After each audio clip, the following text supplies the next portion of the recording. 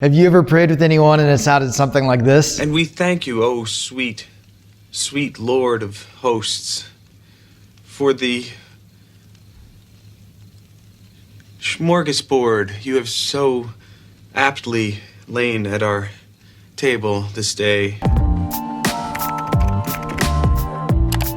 Hey, my name is Chris Pavlo and welcome to What Jesus Says About, where Jesus speaks for himself so you can respond for yourself. Don't forget to hit like, subscribe, and that little bell below so you can stay up to date on all of it whenever new videos drop, and new videos drop every Thursday. Now today we're talking about what Jesus says about prayer, and more specifically, what Jesus says to call God when you pray. Now right off the bat, I can tell you that Jesus did not say to call God the sweet Lord of hosts, but what he did say to call God made people about as uncomfortable as Ben Stiller at a dinner table. For instance, there's this one time where Jesus is talking to a group of people about prayer, and he tells them, when you pray, go into your room, close the door, and pray to your Father. Now you and I may not bat an eye at what Jesus just said, but I promise you, there were more than a few people in that first audience who were pretty uncomfortable with what he just said. Why? Well, a few years ago, there was a German scholar who looked back through all of the ancient literature of Judaism from the Torah all the way through the 10th century, and he could not find one single reference to God as a personal father. Every time God was mentioned as a father, it was always the father of a nation or the father of Israel, but never as a personal individual father, except for this one rabbi named Jesus. And what Jesus is teaching here is that when you pray, instead of thinking of God as,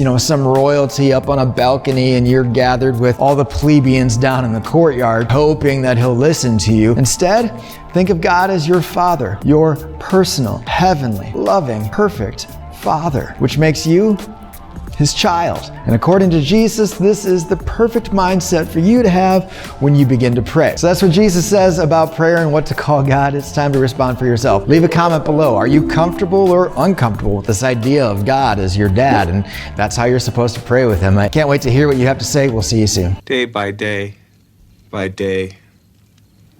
Oh, dear Lord,